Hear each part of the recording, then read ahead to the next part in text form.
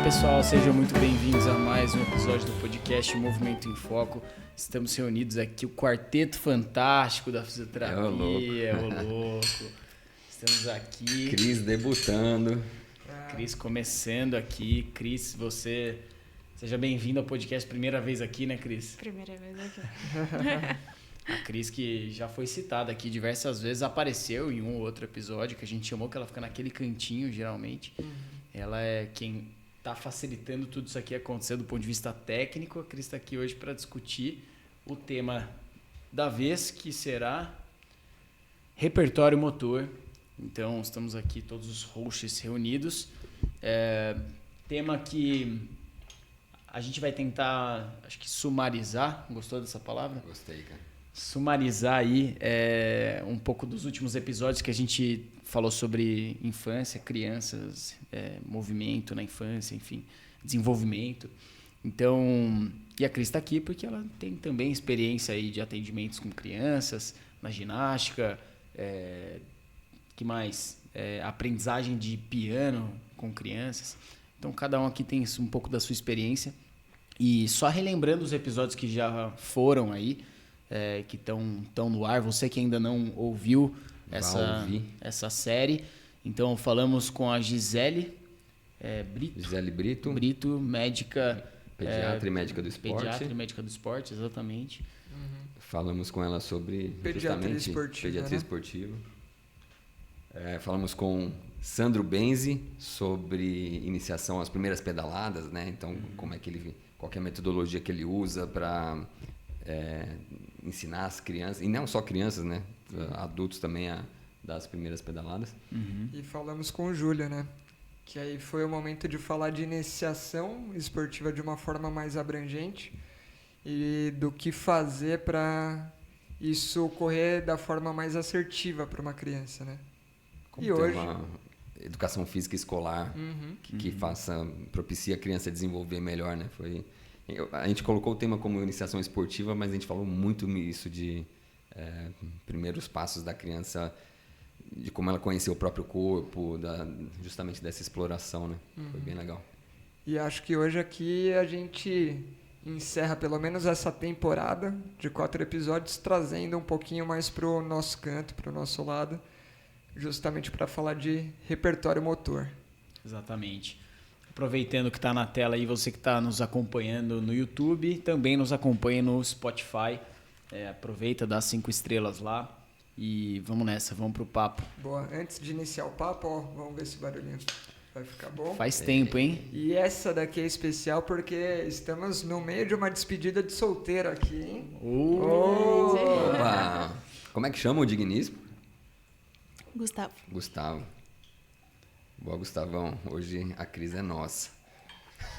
Mas, a experiência que o Movimento em Foco tem com despedida de solteiro é fratura. Verdade, então, verdade. Nada de muito ousado. Hoje vai ser tudo comedido. Essa semana não foi nem treinar, porque eu já me imaginei torcendo o pé na esteira, derrubando a anilha no pé. O repertório motor tem que dar uma congelada essa semana, né? A precisão do Franco não tá boa. Acontece. Deve ser alguma falha de repertório.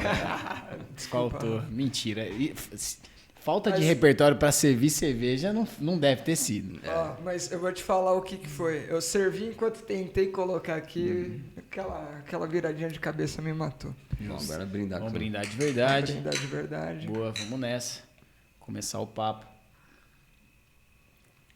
Ó que interessante a imagem que veio aqui. Ela vai ficar rodando, né? Mas achei interessante, dá para dar um start no papo aí. E essas crianças que começam a vida, aqui não estão começando a vida, mas tem crianças que começam a vida com o olho na tela e com pouca exploração do corpo, pouca exploração do ambiente.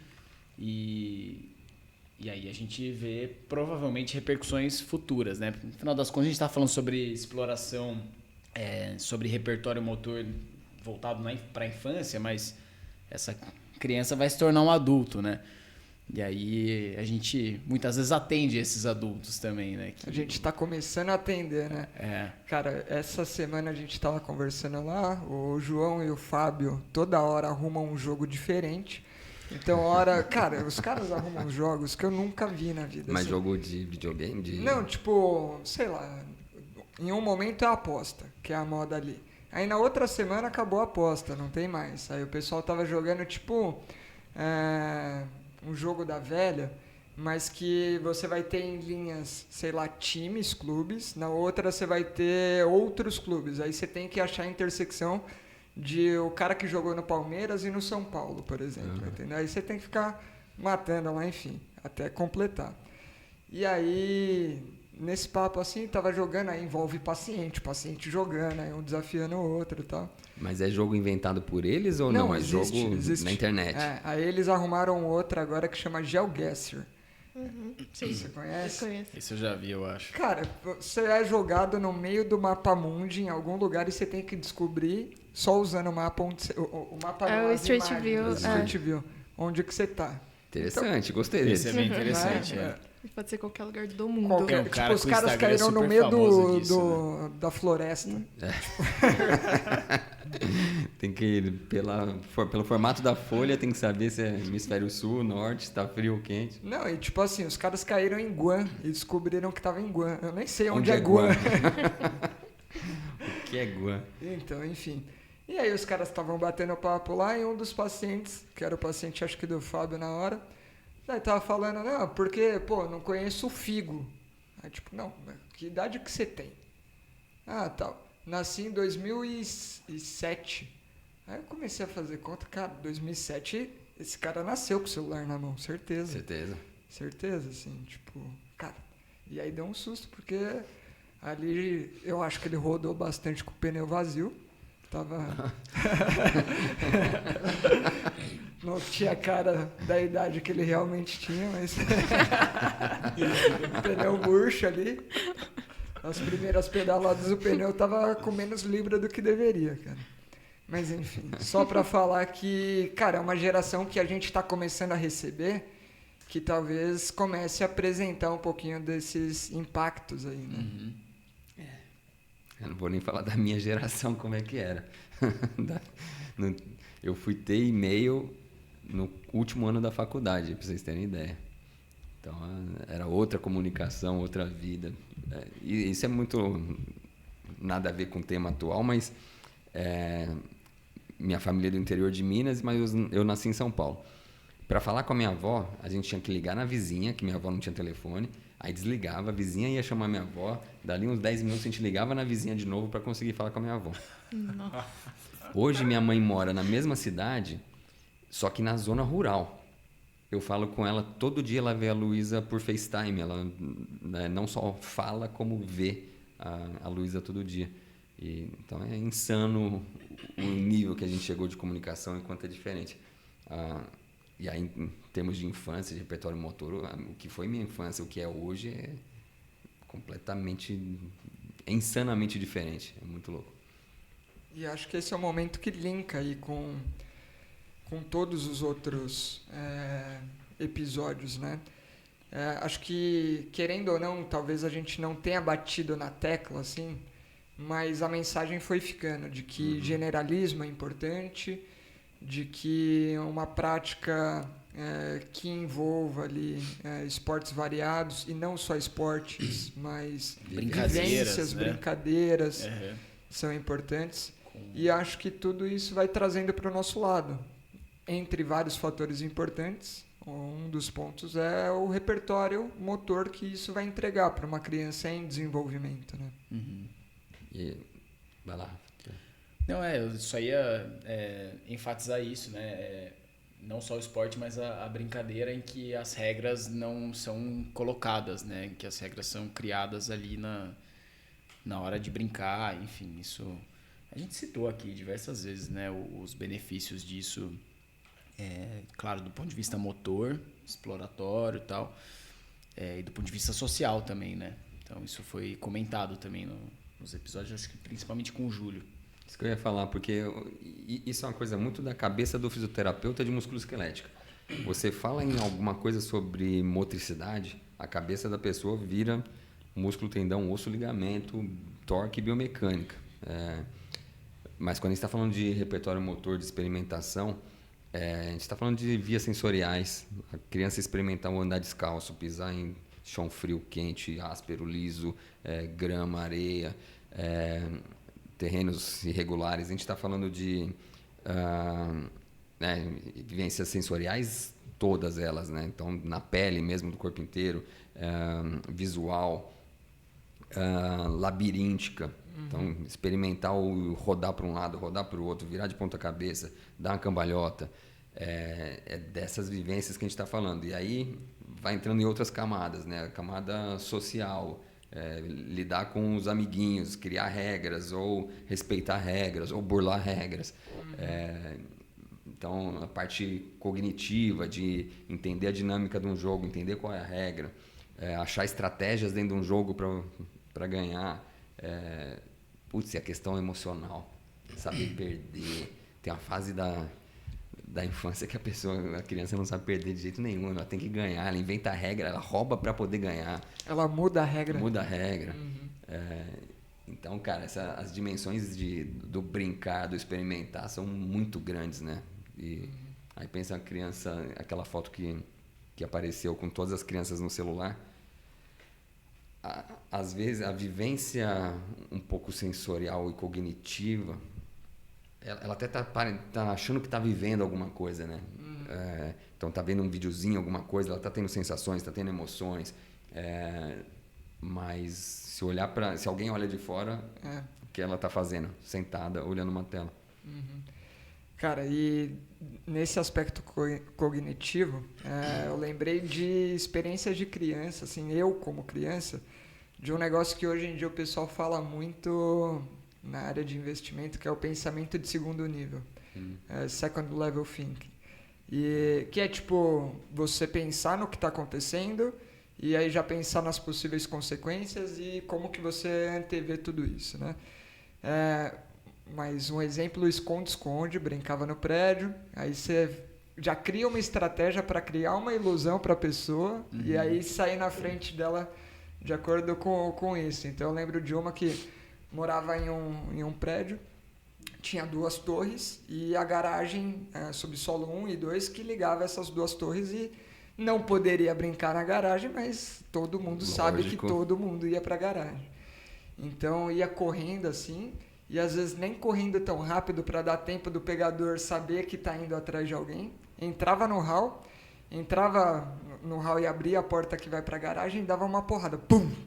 Aí o cara tá pegando o som, sabe que alguém desceu, só que eu bati a porta seco e fui para outro lugar. Aí o cara abriu, entrou, aí você já sai correndo. Então, cara, é uma estratégia complexa, né, ali para uma criança pequena, mas que olha o quanto de coisa que envolve, né, de planejamento, entender o comportamento de outra criança, saber como se preparar para aquilo, para armar toda a arapuca ali para o negócio dar certo, né? Você viu no Harry Potter ele jogando a pedrinha para a cobra ir pro outro lado e ele poder fugir? Não, acho que na cidade nem tinha Harry Potter ainda, pô. Legal. Muito bom. Cara, eu ia sugerir da gente fazer a seguinte linha aqui, talvez. Bom, a gente está falando da importância do generalismo, das brincadeiras, tal. Acho que vale a pena a gente voltar atrás no desenvolvimento neuropsicomotor mesmo e entender que essa variabilidade, ela talvez vá ser necessária. Porque aqui a gente está dando exemplos de crianças que já cresceram um pouco mais, estão de fato correndo, né, brincando ali. Mas essa variabilidade ela já é necessária desde o início. E aí me lembro muito do episódio que a gente já gravou, que é o Errando que se Aprende. Você trouxe diversos exemplos da Luísa aqui, que ela se deparando com tudo que é estímulo de novidade. Então, o repertório vai se construindo a partir de muita novidade no começo, né? E aí ela vai selecionando as estratégias que funcionam, as estratégias que não funcionam, para aquilo que ela está buscando, que no começo não é muita coisa, né? Mas o tempo vai passando, a complexidade vai aumentando, né? Das relações ali entre ela e os pais, entre ela e as pessoas que ela vai conhecendo também, enfim. Eu acho interessante a gente tentando construir isso e trazendo os tópicos que a gente tem aqui, que são os tópicos da variabilidade, são os tópicos o tópico da especialização precoce, os efeitos disso, enfim. Esses dias o neném de uma amiga minha, acho que já tinha quase 1 ano de idade, ela me deu no meu colo, eu brincando com a criança e tudo mais, e ele não andava ainda, mas até aí estava na idade ainda, né? Colocava ele de pé, ele ficava em pé. Mas aí começou a me chamar a atenção uma coisa aí, eu lembrei do que você falou da necessidade de estímulos e da motivação da criança, né? Dela precisar da motivação. Você colocava ele deitado e ele até sabia rolar, mas ele não... Se ele precisasse virar, ele não rolava. Ele já tinha quase, acho que tinha 11 meses, já ia fazer 1 ano. Ele não rolava de decúbito ventral para Dedê, né? E aí você colocava ele deitado, ele chorava. Você colocava ele sentado, ele ficava sentado sozinho, ele tinha reflexo de proteção. Você colocava ele de pé, ele ficava. Mas ele não fazia as transições. E aí eu comecei a observar a mãe. E a mãe super protetiva e tudo mais. Toda vez que a criança dava um pequeno chorinho, ela ia, trocava ele de postura, trocava ele de postura, trocava ele de postura.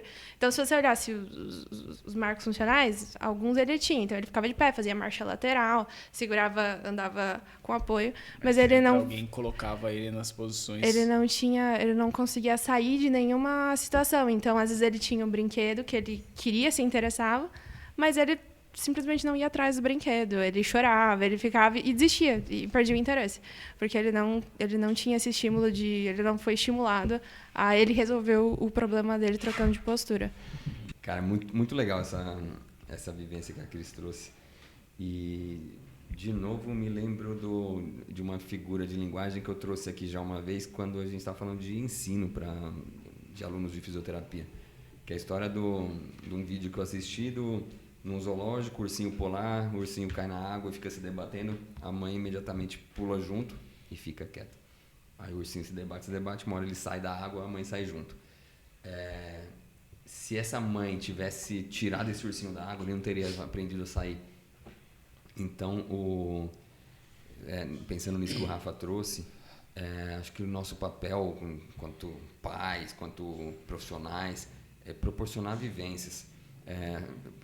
Proporcionar vivência segura. Você não vai deixar a pessoa se matar, como disse o Sandro, capacete é obrigatório. Mas tem que deixar um joelhinho ralado tá tudo bem. Um joelhinho ralado tudo bem. E expõe a criança a situações. Então, tá ali com meses de vida, não tem como você dar muita variabilidade motora, mas você vai dar variabilidade sensorial. E o Franco e a Ana deram pra gente uma redinha de criança, então estimulação vestibular, e a criança no colo, a criança de um lado do colo, do outro lado do colo, e vai pro chão, e vivencia colos diferentes. Então tem muita coisa para vivenciar sensorialmente. Depois você tem que expondo essa criança motoramente as coisas. Esse generalismo começa então já na primeiríssima infância e tem que ir evoluindo. Legal. Mas ainda é generalista. Legal. Duas coisas que me deram vontade de falar agora aqui com essa sua fala. Uma delas é que é aquilo, né? Os pais naquela situação aflitiva da criança chorando, pum, tablet na mão, vamos embora. E isso, cara, cada vez mais cedo, né? É um problema. A gente entende, né? Deve ser... É difícil, é uma fase complicada, de fato, mas, né? Quanto mais evitar, melhor, assim, né? Mas é um aflitivo também quando está desconectado. E aí eu vou entender que tem, é raridade alguém ter a minha condição de ter trabalhado meio período, né? Parar de trabalhar meio período para ficar com a criança. Então, tem uma condição diferente de acompanhamento da minha filha. Mas, normalmente, essas situações, a criança está chorando e a pessoa nem para entender um motivo. Entende que aquilo é uma manha, dá o hipnótico e a criança para de chorar. Mas se você parar para prestar atenção na criança um segundinho, normalmente ela quer atenção, normalmente ela quer... É fácil de resolver o choro por outras vias, se você não tem essa... estamos tentando aliviar para os pais aqui, mas muitas vezes é preguiça também. O pai Sim, larga lá que é sim. a solução mais Sim. fácil.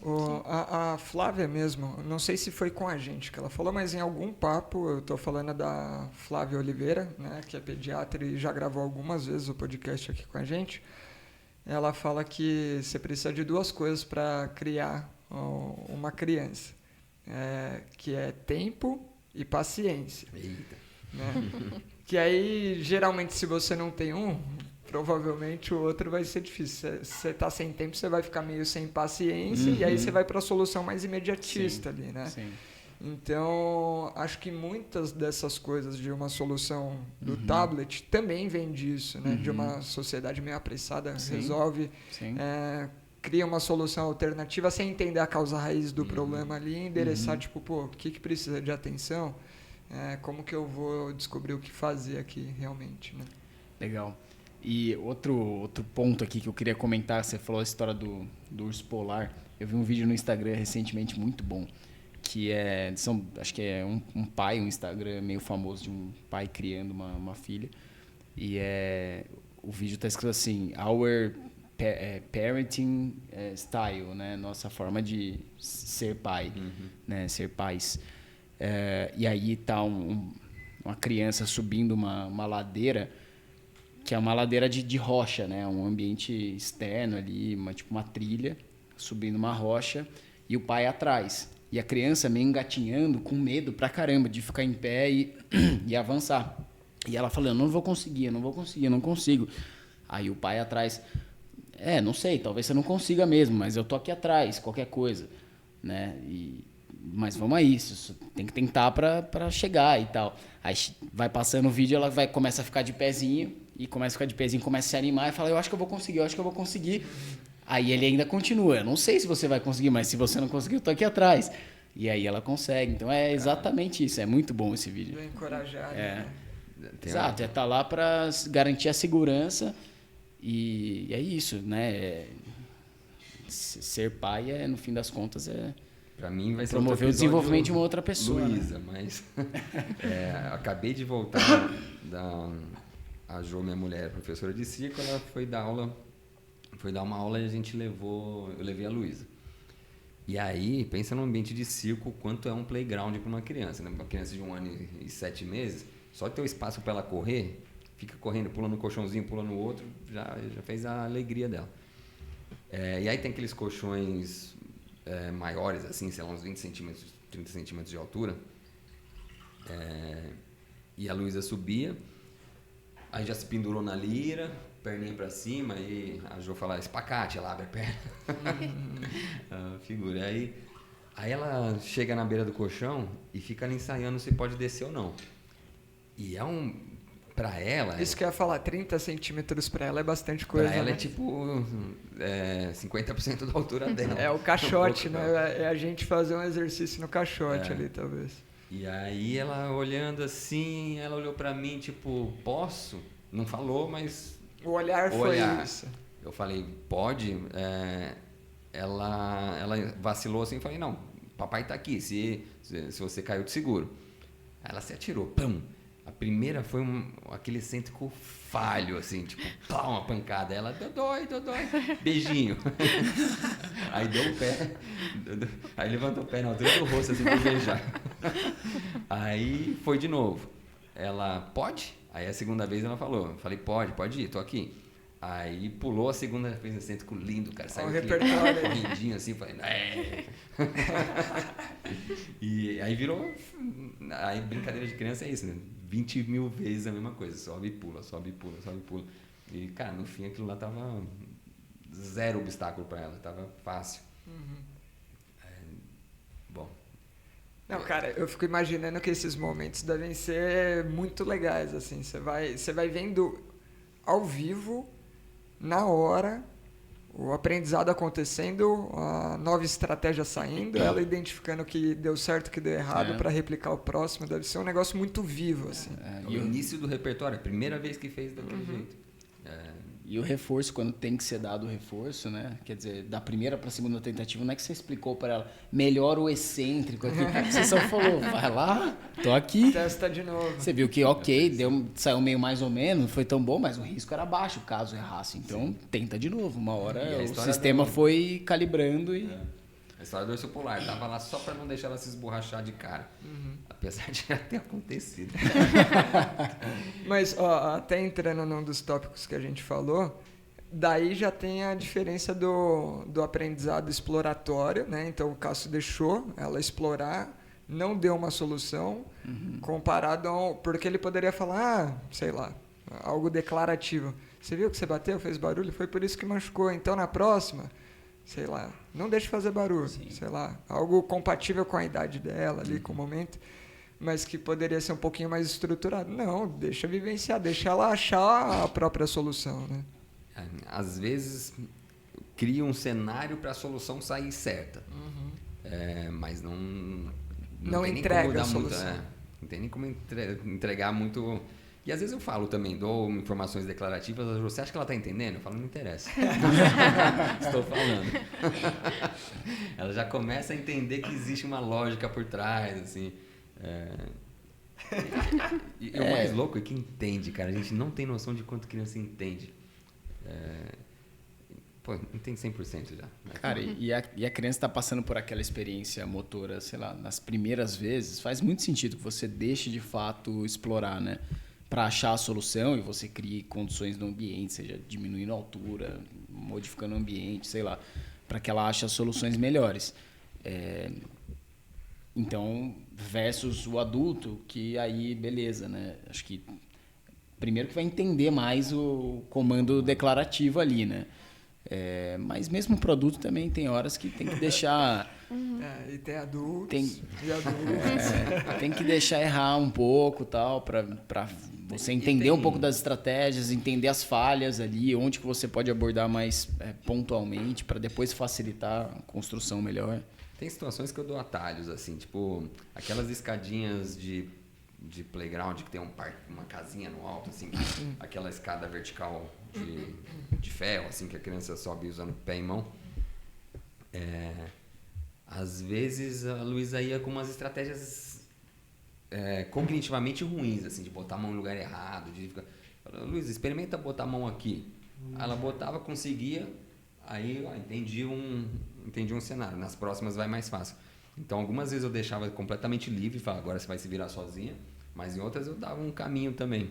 Então, eu acho que até isso, variar os estímulos é interessante para deixar a pessoa 100% no escuro também, às vezes. Sim. Fazendo um paralelo com ensinar fisioterapia para alguém. Eu acho que o que tem pouco na nossa graduação é o aluno ver o professor atuando. O quanto iria facilitar a vida desse aluno ver... Não pode ser só isso, virar imitação, mas ter referências também de soluções que outros já encontraram, né? Sim, como recém-formado eu concordo totalmente. Cara, eu tô pensando aqui, lembra quando tinha aqueles caras, acho que eram os barbichas, que tinha a brincadeira lá, você conta a história e troca. Sim. Imagina uma brincadeira dessa assim pra movimento, tipo, você tem um desafio ali pra fazer, motor, aí você achou a solução agora, troca. Fudido. Troca. Pra adultos. Troca, Vai pra ter que ampliar o gravar isso. repertório. Né? Vamos inventar isso e gravar isso. Nossa, seria muito bom, cara. Legal. Né? Pô, animal. Pô, uma puta brincadeira simples, mas que já fica o desafio, né? E aí, nessa história da referência, uma referência é alguém muito mais velho, o pai, a mãe, mas outras crianças. Até o Franco falou, aprendi a andar de bike junto com as outras crianças, né? Pegava a bicicleta que estava disponível lá e se atirava. E aí eu levo a Luísa Hoje em São Paulo tem muitas praças legais assim para levar a criança. Aí levei ontem numa pracinha e é engraçado que na linguagem destravou o L essa semana. Então ela não sabia falar o próprio nome, agora já fala Lulu, e é um L meio D, Lulu, Dudu. E a amiguinha que tava lá era Malu.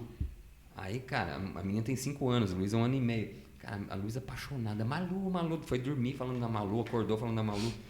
E E a menina sobe no trepa-trepa no último andar, a Luísa fica no primeirinho, não alcança a parte de cima. E a menina indo para um lado para o outro, subia, descia, pulava, balançava. Daqui a pouco tá a Luísa imitando. Então, esse aprendizado por imitação, ter uma referência também é fundamental. E é aquele negócio que a referência é mais compatível com ela ali no ambiente, né? Tipo, pô, do meu tamanho faz tudo. Se ela consegue, eu acho que eu também consigo, né? Deve ter um pouco dessa identificação. A gente vê isso em crianças que são filhos únicos e que têm irmãos. É uma vivência totalmente diferente. Lá na igreja que eu frequento, isso é muito... Primeiro que as crianças já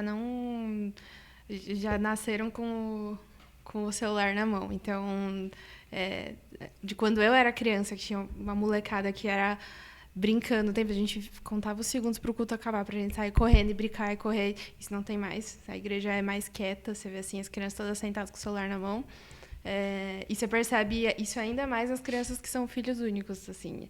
Os nenenzinhos que têm irmão, já tudo imitando os irmãos mais velhos, querendo brincar com as crianças mais velhas, não querem brincar com os da idade dele. E os filhos únicos, normalmente, eles são um pouco mais... Os filhos mais velhos já sofrem isso. Eu sou mais velho. O que meus irmãos faziam é sempre mais precoce que eu. Eu ia desbravando e os outros já iam na esteira. Cara, a gente citou errando que se aprende, a gente citou referências, não tem muito a ver, mas tem. A gente falou sobre referências na profissão, um episódio aqui gravado. Aí são referências motoras. Referências motoras. Cara, legal. Então, construção de generalismo desde muito cedo. No início, um generalismo sensorial, com a possibilidade para o aprendizado de alguns atalhos, quando necessário, mas em grande parte muita exploração e deixar errar, né, para ir encontrando as soluções. Referências de pessoas ali, com outras crianças próximas que facilitem o aprendizado por imitação. E aí temos o avançar da idade, né? E dá para falar um pouquinho da estruturação já pintando, quando, sei lá, o repertório ali exploratório não está sendo suficiente. Acho que esse é o momento de entregar uma pistinha a mais, um recurso a mais, que é, por exemplo, o que você acabou de citar ali da Luísa no playground, tipo, putz, não faz sentido isso, ela não está tendo sucesso, tá, vamos destravar, testa tal coisa. E testou, destravou. Chega de dar instrução para também não gerar dependência. Então, dá para ir num gradiente aí do nada até o altamente estruturado, que seria, por exemplo, um esporte competitivo, né? Cara, essa fala sua agora, gol de alguém. Acho que essa palavra que você usou vale muito para criança. É igual em videogame destravar uma fase. Assim que destravou uma habilidade para a criança, destrava várias possibilidades. E destrava para valer, assim. Tipo, ela não desaprende, né? Até agora ela não fazia, a partir de agora ela faz. Faz. Pum, é muito rápido para ser. Para ter muita habilidade naquilo. Uma possibilidade que se abre, abre várias outras, né? Então às vezes vale essa principalmente no começo, né? Acho que sustentou sentado, sustentou em pé e aí por aí vai. Isso daí já está me chamando para um outro ponto, que acho que a gente já falou muito da importância de repertório, da importância do generalismo, e aí entra o calcanhar de Aquiles e o problema, que é quando mina isso em troca de uma especialização precoce, né? Então a gente está falando de numa idade... O quê?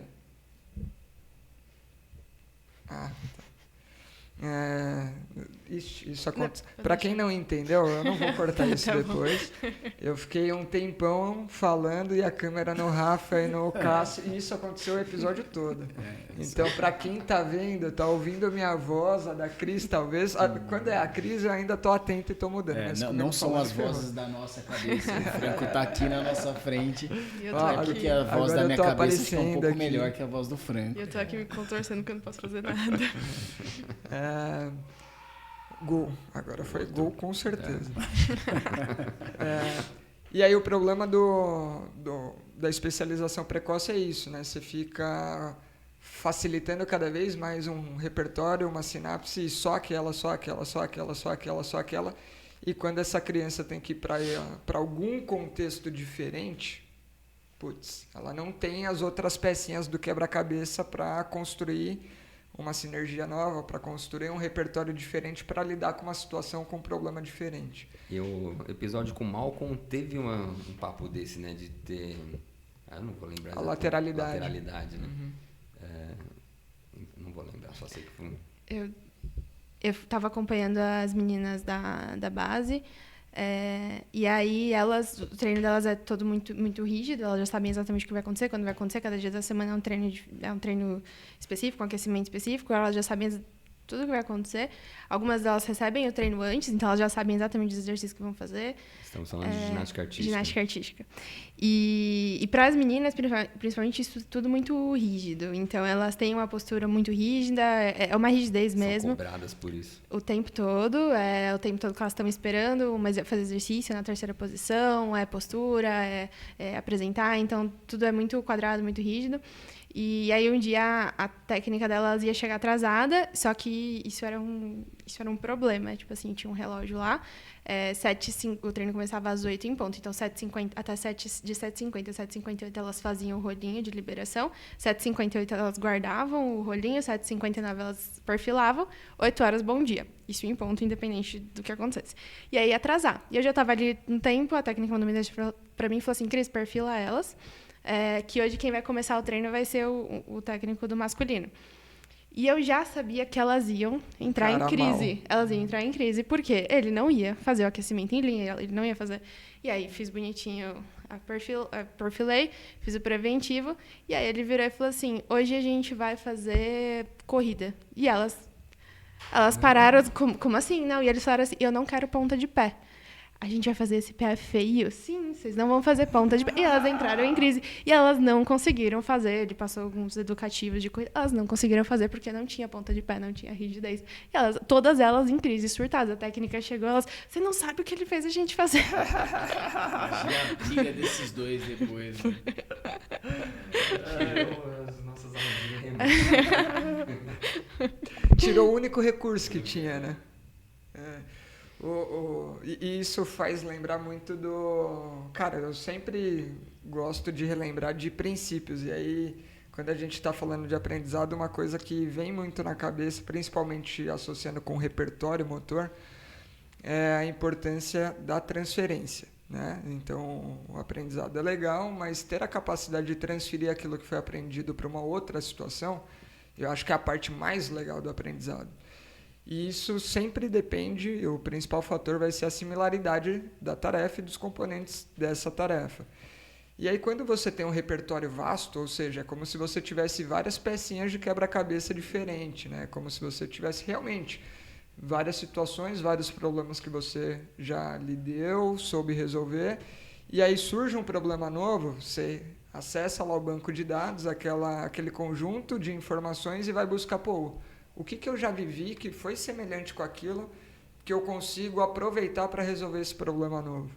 Às vezes vai ter coisa ali que você consegue buscar, às vezes vai ter alguma coisa muito distante, mas para alguém que está na especialização precoce, tipo isso, fazendo só a ponta de pé, só a postura rígida, na hora que vai para uma situação que exige o extremo oposto disso, cara, acabou. Né? Cara, e aí eu acho que tem um lance... principalmente no esporte, no alto rendimento e nas categorias de base que buscam alto rendimento na base, talvez uma noção errada ou ruim do que é aquilo que de fato determina a performance, né? Tipo, o que é? É o perfilar a 8,59, é a ponta de pé de fato, sabe? Quando você passa a estudar, não, cara, a performance depende de muitas outras coisas, a potência do salto, né, a estabilidade, enfim. Então, às vezes, dá-se ênfase a pontos ruins que só reforçam essa especialização precoce aí, pouco generalista, muito especializada. e que as meninas entram em crise. E lá esportes mais artísticos em geral, a discrepância entre homens e mulheres é bizarra, né? As meninas, elas são cobradas... primeiro que na ginástica isso é muito triste, porque a categoria adulta começa com 16 anos.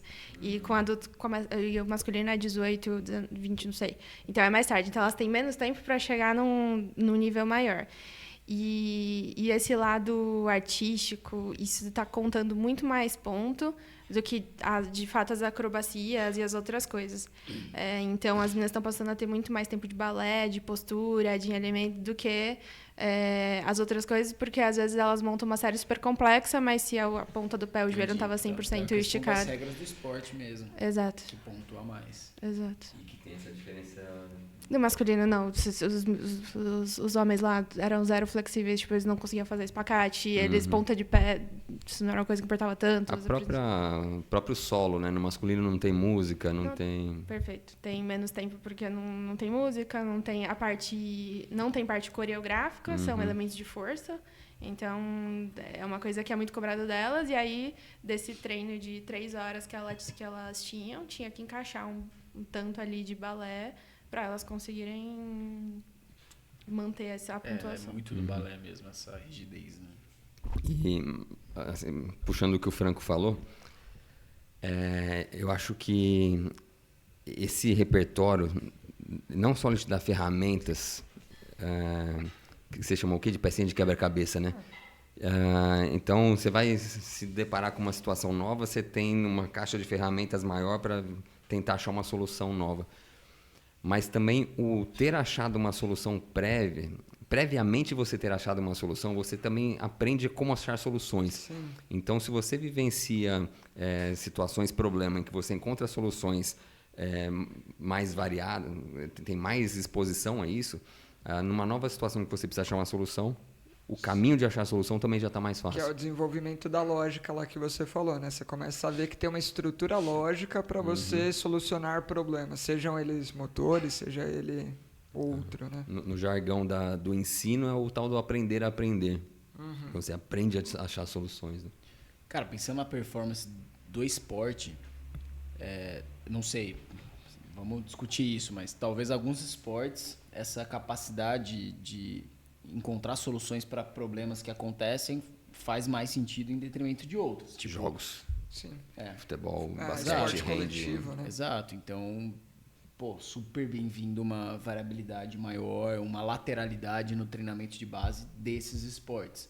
Será que é tão bem-vindo assim num treinamento em que é repetição de um gesto muito específico, né? É uma coisa... Assim, do ponto de vista de saúde, a gente está falando aqui, enfatizando que não é interessante, porque no fim vai se tornar um adulto com poucas soluções motoras, né?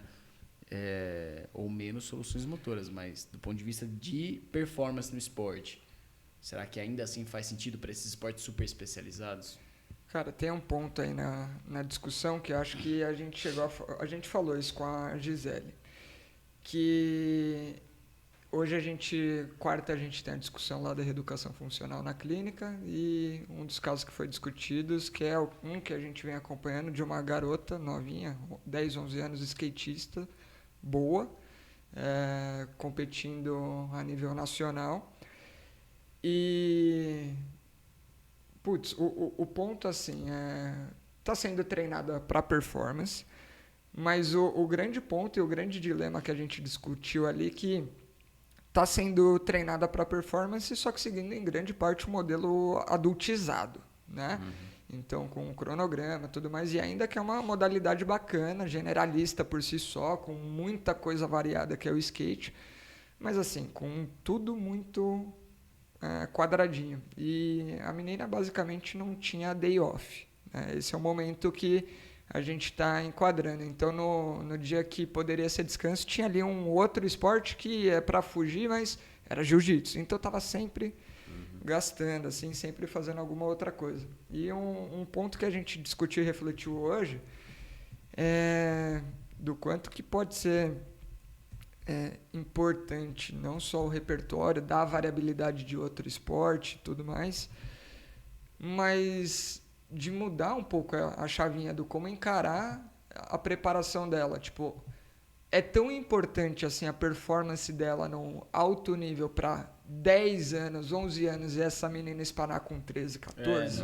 Faz total sentido. Ou vale a pena ser ali, talvez, tá bem posicionada, tá nos campeonatos principais, mas sabendo que é uma cabeça de formação.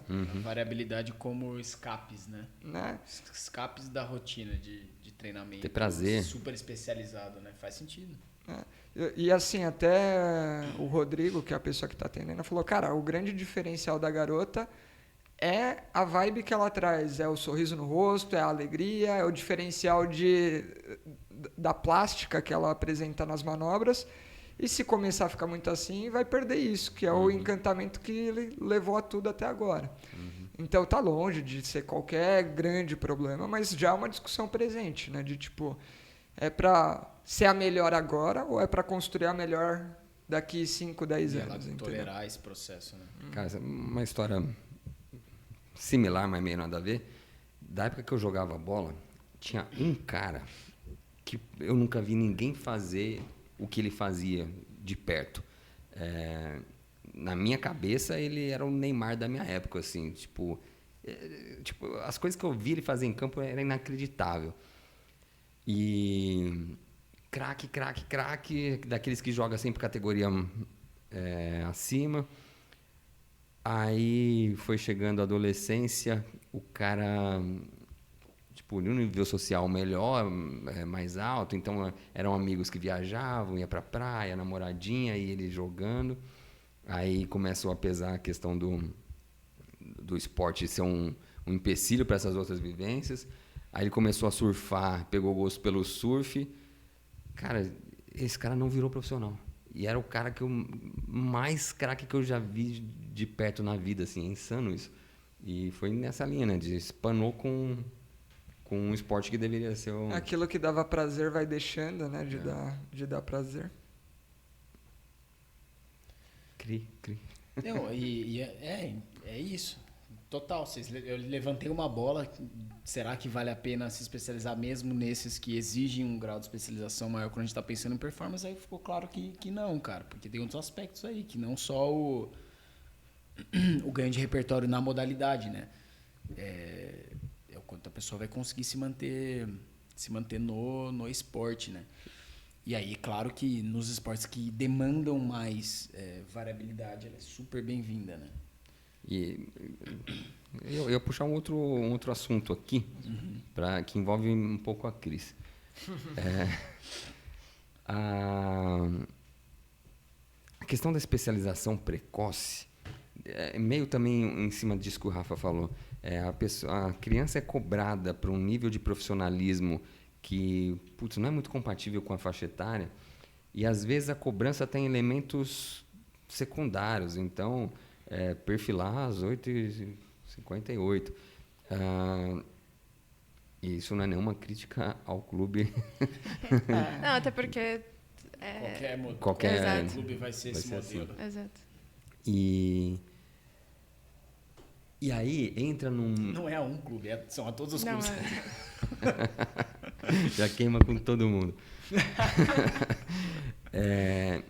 E é um modelo de exigência que vai muito para o quantitativo também. Então, vai lá, 10 pranchas, esquadro para parada. Então, a criança... Isso eu peguei de uma pacientinha de 8 anos. Quem não sabe aí o que é esquadro para parada, dá um Google e vai ver o que é isso. E pensa que uma criança de 8 anos faz isso 50 vezes. Então, faz parada de mão, desce, fica na posição de esquadro, sobe de novo, pá. E fica lá, repetição, intensidade. E para quem tem o nosso olhar de reeducação de movimento, às vezes a criança está fazendo essa intensidade, está fazendo um treino com tanta repetição, e às vezes uma qualidade motora meio pobre.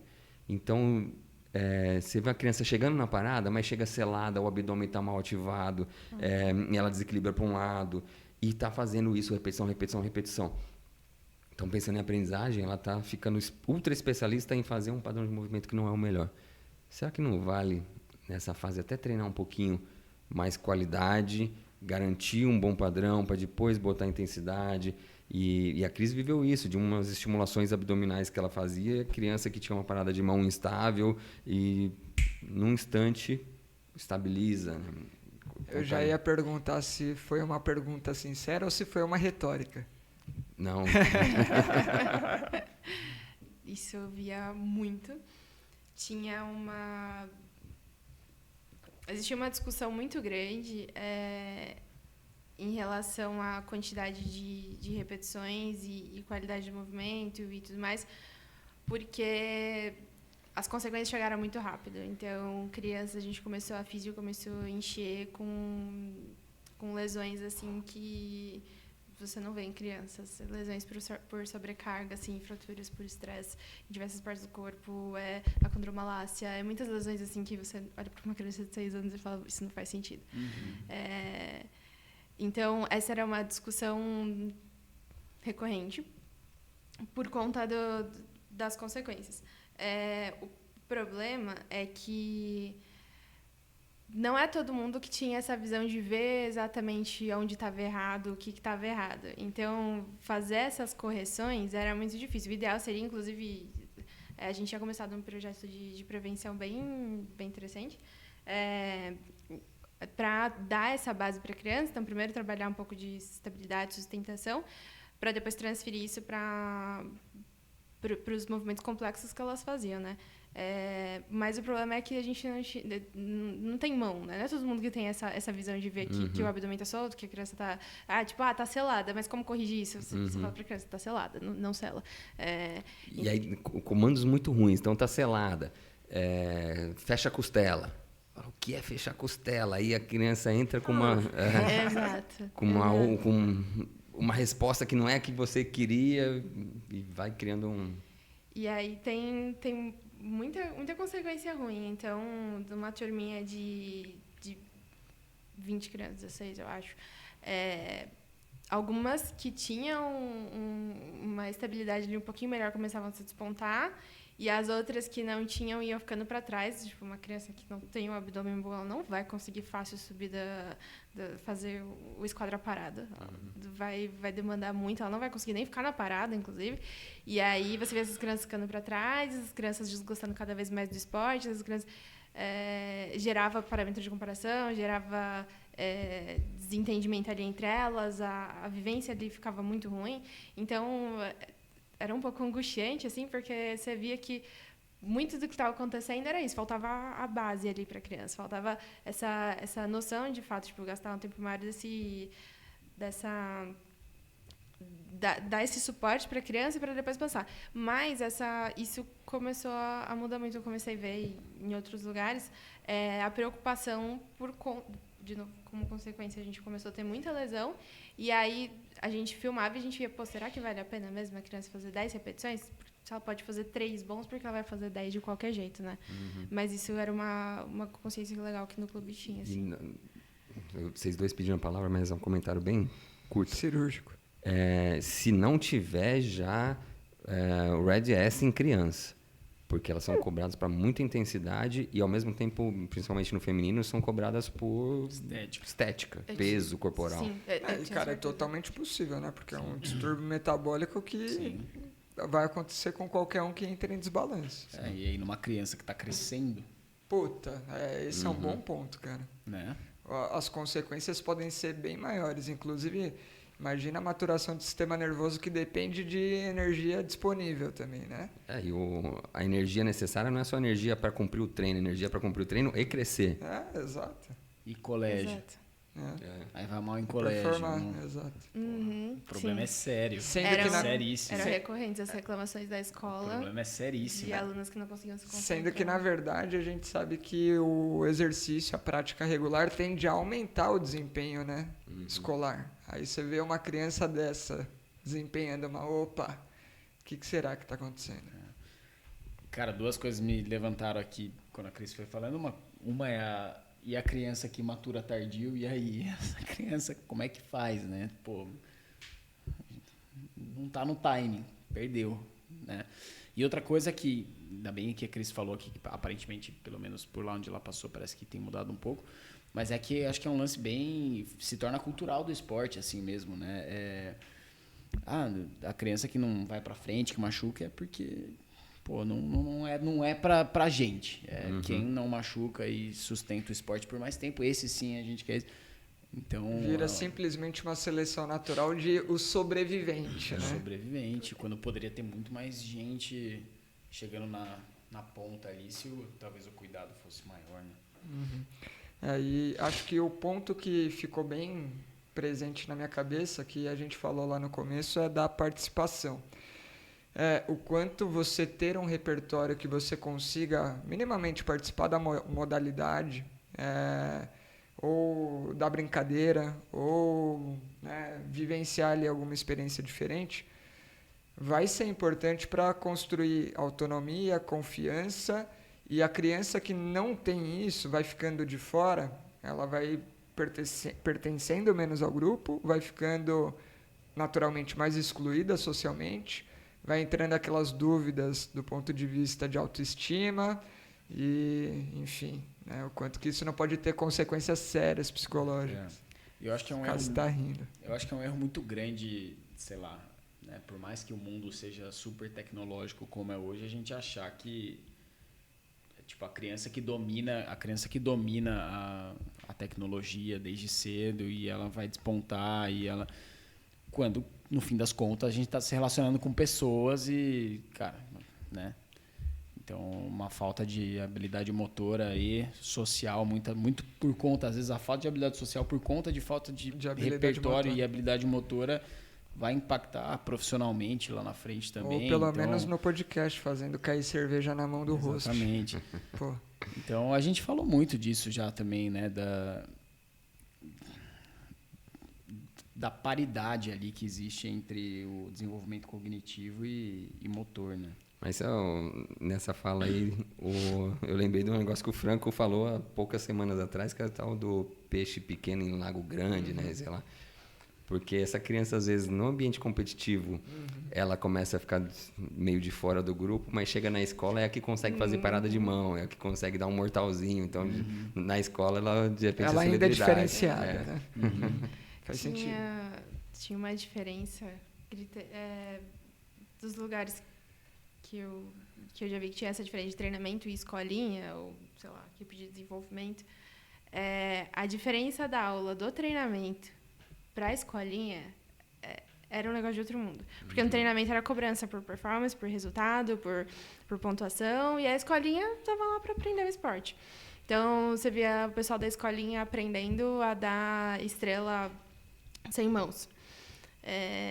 E a estrela sem mãos era um negócio muito legal, só que a escolinha não fazia com a perna esticada, não tinha cobrança de ponta de pé, então fazia do jeito que fazia e estava bom. E as crianças se divertiam horrores fazendo estrela sem mãos. As meninas do treinamento vendo e falando, mas por que elas fazem estrela sem mãos? A gente não pode fazer estrela sem mãos. E elas começaram esse ano e a gente começou ano passado. E a professora falando assim, não, porque estão vendo? Elas estão fazendo desse jeito aqui. Eu não vou deixar vocês fazendo assim. Vocês só vão fazer quando a perna de vocês estiver esticada, quando o joelho estiver... Então, eu não quero vocês fazendo fora. Era triste, né? Caramba, perdeu a oportunidade de dar um repertório para a criança da competição. De algo específico para o esporte dela. E no final do dia tá todo mundo triste, porque a criança da escolinha queria estar no competitivo. A do competitivo tava querendo estar na escolinha dando estrela sem regra, velho. Sim, total. Todo mundo dormiu chorando. Eu acho fantástico, cara. Eu acho fantástico todo mundo dormiu chorando. Não, o que eu tô pensando aqui, eu acho fantástico essa história da escolinha sem... Pô, você tá indo pra aprender o esporte sem regra. Eu acho que eu mandei pra vocês em algum momento alguma competição de ginástica já pra adulto, assim. Cara, vários mortais, assim, aquela coisa super plástica, mas, cara, não tem. Cair com os pés juntos, aquela coisa. Acrobacia máxima ali, nível parkour com cama elástica. Nossa, é legal demais, cara. Da hora demais de assistir isso daí, cara. Vamos ver quantos mortais a gente consegue dar de uma vez. O cara deu 9 recorde. Fantástico. Cara, eu acho que a única coisa que está na minha cabeça ainda é a questão realmente pensando principalmente na criança mais novinha, tipo a Luísa, tem um tempo da criança.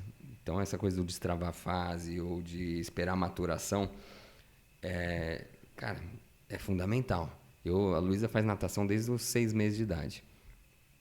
E, assim, vamos soprar água, fazer bolinha. E ela não soprava. Não tinha, tipo, comida, ela me viu soprando comida uma vez, aí eu falo, tá quente, ela assopra a comida. Eu falo, é igual, é só soprar água. Não assopra.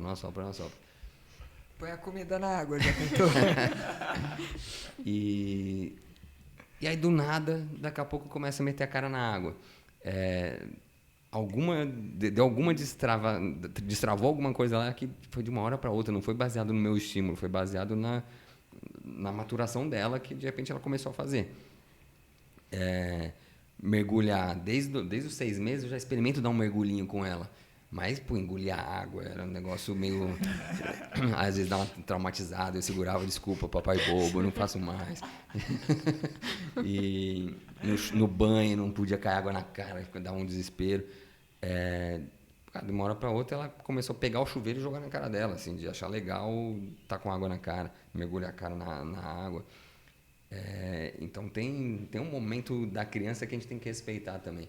E na cabeça de pai, fisioterapeuta, quero estimular, às vezes a gente passa do ponto um pouco, aí tem que dar um passo atrás e falar, opa, não é hora. E aí, só em relação à natação, estamos num momento tenso, porque ela está muito à vontade na água, ela gosta de água, mas não sabe nadar. Então, ela vê piscina, ela quer pular. Você não pode deixar nem ferrando perto. Nem ferrando, é assim, só com o papai. Aí na linguagem dela é assim, papai não? Papai não? Ela olha pra piscina, fica querendo ir, papai não? Bom, daqui a pouco o Cássio vai dar um caldo protetivo nela. Feito. Satisfeito? A criança tem o seu momento, né? E chegou o nosso momento de falar sobre as camisetas do Movimento em Foco. Muito bom. Foi sutil, né? Gostou? Perfeito. Você cada tá vez aí, mais acertado. Cada vez mais acertado. Eu vou até passar aqui para frente. Você que está acompanhando, olha só os modelos. Movimento em Foco. Modelo clássico esse. Modelo... Vintage. Esse daí é o... Para sair no rolê, lifestyle. Então, se você quer vestir aí Movimento em Foco, levar a palavra do movimento para onde você for, acesse reserva.inc/movimento em foco e conheça os nossos modelos aí. Algum novo recado? Não, nenhum. Completamos 154 episódios hoje, né, com esse episódio no ar. E agora a gente começa uma nova série. Qual será que vai ser a próxima?